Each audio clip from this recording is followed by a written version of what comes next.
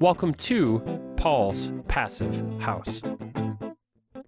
As you can see, it's time for me to address the floor. If we pause here for a second, you can see how absolutely horrific this floor looks. You see evidence of all kinds of bugs and droppings from mice. And when you look over at the edge where the concrete is, you see a massive gaping crack. Now, the reason I decided to address the floor is because of this crack. You can see this is where most of the radon that's seeping up into my house is coming from. This was a guest bedroom, and as you can see, the floor is in terrible shape. I had torn out the carpet, and some of the carpet pad was left behind. That black substance you see is called mastic. Now, I had everything tested, as I always do, for asbestos, and everything came back negative, which is a complete and total relief. Getting rid of all the carpet tack, getting rid of all the pad was a huge undertaking.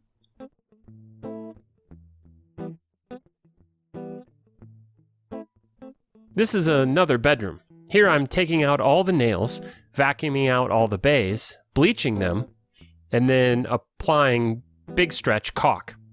While I'm in this room, I decided to add screws to the ceiling drywall just to make sure that it was totally secure. Here you see me adding more caulk to the top sill and all the tops of those bays. The stud bays are really important to keep clean and to make sure that they're airtight. That's why I'm taking extra special care in sealing all of them with big stretch. Finally, I addressed the windows.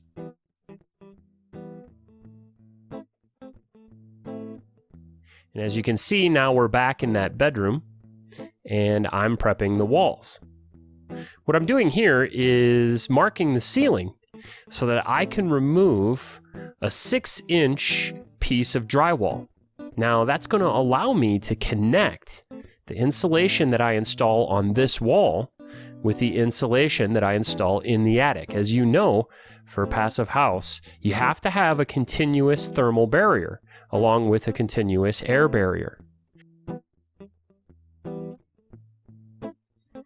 If we take a minute to check on my progress, you can see the black mastic is still there, but I've taken some time to seal up all the corners, along with everything around the windows and any other spaces, holes, gaps, and whatever. Let's pause here for a second. If you look here, you can see this is a hole in my floor that used to be my old HVAC. This house, when they poured the concrete slab, underneath it they put all the plumbing and they put old clay HVAC air ducts. Those clay ducts have weathered terribly over the years and have basically become a place for mice and rats to hang out and for bugs to breed. So what I did was fill them in with foam and aggregate. This is pea gravel, and you can find it at any Home Depot or home improvement store. And that's going to provide the base for the concrete that I'm going to pour into this hole later.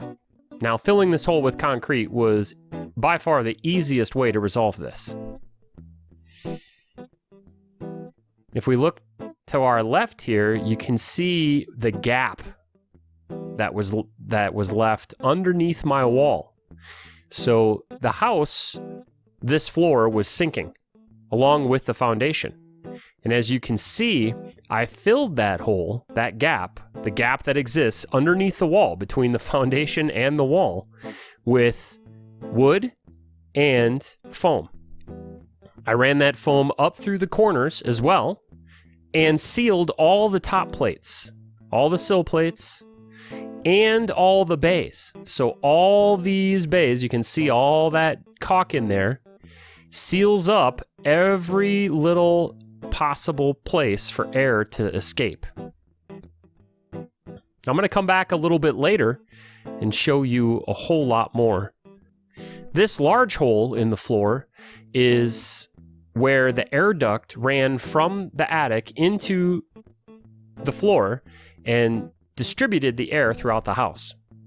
Now that air duct was covered in asbestos. I had that tested and I wrapped it in cellophane, taped it real good, then cut it and then disposed of it. Then I scrubbed the air with a HEPA filter and wiped everything down in this room. And that was before I took up all the drywall. As you can see, I've removed almost all the drywall in this room, and this wall right here is going to be torn out. Now that's the hole that led up into my attic where my furnace used to be. As you saw in, I think it was episode 1, I have uninstalled my furnace. This is just a quick look at my work area and the mess that I'm going to have to clean up over the next few months. One last look in this room before I get ready to prep this floor for a leveling pour. I'm going to level all this concrete. This room also has a lot of mastic. Now, it's important that you use some kind of board like this ram board. This ram board is super useful for all kinds of things. In fact, right now, as I speak into this microphone, my living room has ram board in it. And it's covering the cork underlayment that I laid down in that room. Now, I haven't found appropriate flooring for my living room, but in place of flooring, this ram board works really, really well. One last look at this corner here. You see that I sealed it all up with spray foam. I also put in some copper mesh to keep mice out of there. And I've sealed all the sill plates. I've sealed around all the windows. Here we see after I've poured the concrete. If we pause here for a second, you can see that that aggregate that was down at the bottom is now covered with concrete. It's really important that you water concrete. That's why it looks wet, because I just got done watering it. And let's take a look at this gap. You can still see a pretty big gap between the foundation and the wall. Now, I've since filled that gap, but here I've cut away all the foam that I used to have, and you can actually see the measurements here for how big the gap was. It was 5/8 inch in this corner, plus. It was 1/2 inch just to the right of that corner, plus. So I got pressure-treated wood and put it underneath in that gap, nailed it in place, and then filled with the rest with foam. Here's a space that I haven't filled yet. There's another hole that I filled with concrete. As you can see, it's still wet. Another hole filled with concrete, my old HVAC. I moved all the HVAC up into the attic, which I'm going to claim as conditioned space in the finalizing of this project. Here you see I just went past a 1/2 inch mark. That's all been filled with foam and pressure treated wood. As we get closer and closer to the corner, you can see the gap gets bigger and bigger. It's 1 inch at this point. And finally, in the corner where it gets to 1 1/8 inches, it's a huge gap. And there you get to see some of the pressure treated wood, plus some of the shims that I had to use, plus some of the caulking and some of the foam. Now the foam runs the entire sill plate and is just one aspect of sealing this bottom sill that I'm going to employ. Finally, you see the concrete that I put in that hole, and unfortunately, there's still a hole in my ceiling. One last walkthrough as we take just a quick look at some of the foam spaces where nails were coming through that I wanted to make sure I got airtight. And I got a little ahead of myself. You can see there's some mineral wool in place there. And I don't know what I'm trying to show you there, but you get to see it nonetheless.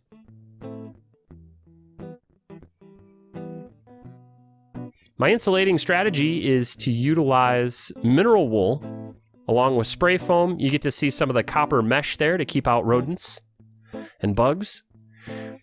And on top of that, I'm going to be putting 3.5-inch polyiso.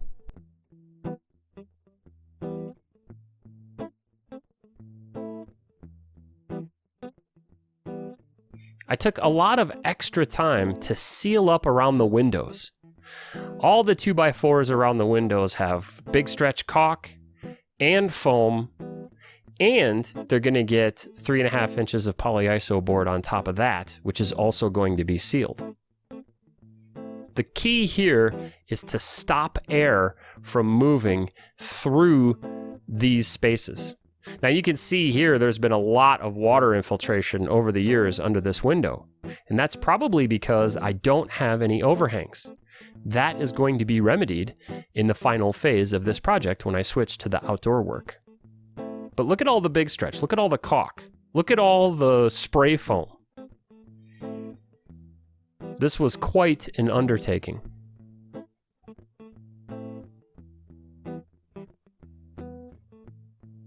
I don't know what I'm looking at there, but you get to see it nonetheless.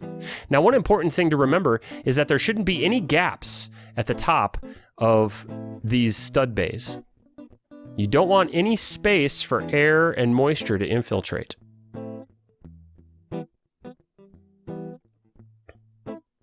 Here we take a look at the gap that I cut in the ceiling. That's all going to be connected to an air barrier that's in my attic. It's not yet installed, but you get to see the big stretch at the top of the sill plate. You get to see big stretch and caulk at the bottom of the sill plate and in the stud bays and where the sheathing meets from the exterior. Now you'll notice I have a lot of gaps, but I filled those gaps with foam, so I shouldn't get any air infiltration into these stud bays. Finally, we see I put down a primer over that mastic. Now, this primer is a special primer that I'll link to in the description. It's a very high-end primer, it's a good primer, and it's specifically for encapsulating asbestos. Now, that mastic was not asbestos, but the primer that I used is for all manner of floor coverings and for asbestos and for pretty much anything that might be found on a concrete floor. You can use this primer to seal it in, and then you can lay floor over it, or in my case, I'm going to put over a floor leveler. And here I primed this floor as well.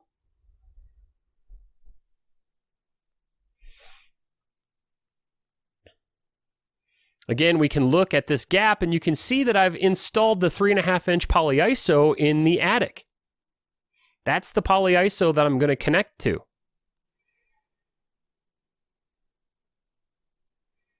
I decided to take out this wall. This was a bedroom and it was right next to my living room, but my living room was so small and so cramped that I wanted to open it up. So I decided to take this wall out. Now, in doing so, I've opened up tons of space in my living room, but I've caused myself a problem. I need another bedroom. Any decent house has 3 bedrooms. So I've had to redesign my master bedroom to be 2 bedrooms instead of 1. Now, luckily, the master bedroom was very large. Now, unluckily, the master bedroom was very poorly designed. But because it's so big, I can turn it into 2 120 to 140 square foot bedrooms with 2 giant walk-in closets. The main bedroom, the new master, will have his and hers closets. So that's going to be a huge upgrade to this property. Now, as you can see, I'm exposing another exterior wall. This is the exterior wall to the front of my house. That's my front door. And I'm going to have to go through the exact same process I went through with all the other walls. I'm going to have to bleach all those stud bays. I'm going to have to big stretch all the gaps, all the sill plates, top and bottom. And there, I'm trying to figure out how to get this stud out. I can't decide if this is load bearing or not. As it turns out, it's not. But I treated it like it was. because it is in the middle of the house. If there is a load-bearing wall, that's the one.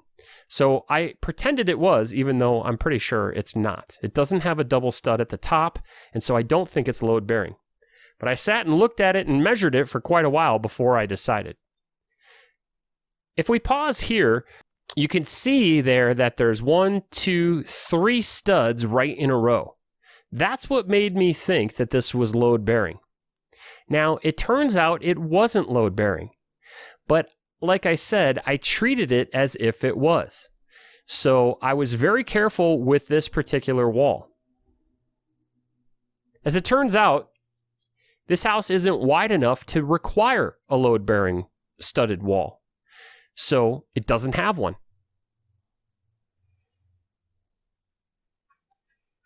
You'll notice in these playbacks that I do a lot of standing around and thinking. It's very difficult when you've never done this before to figure out exactly what you're supposed to do next. Now, I have a game plan in my mind, and I go through it over and over and over again each night before bed. But while you're actually doing it, you run into all kinds of problems. Here you can see I'm cleaning out all the rat poop and mouse poop and debris left over from taking out that drywall.